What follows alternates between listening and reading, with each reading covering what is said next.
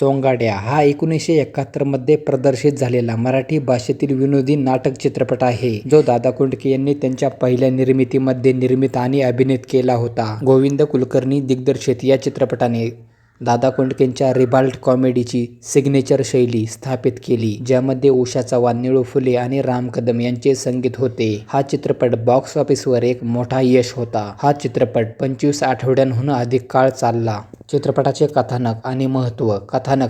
हा चित्रपट एका निष्पाप आणि गोंधळलेल्या नायकावर म्हणजेच नाम्यावर केंद्रित आहे, ज्याची भूमिका दादा कोंडकेंनी साकारली होती, जो अनेकदा विनोदी परिस्थितीत अडकतो, ज्यामध्ये पारंपरिक मराठी तमाशाने प्रेरित दृश्यांचा समावेश आहे. हा चित्रपट प्रचंड हिट झाला, ज्यामुळे दादा कोंडके यांचा मराठी चित्रपटसृष्टीतील एक अव्वल व्यक्तिमत्व म्हणून दर्जा दृढ झाला. सोंगाड्याचे प्रमुख तपशील.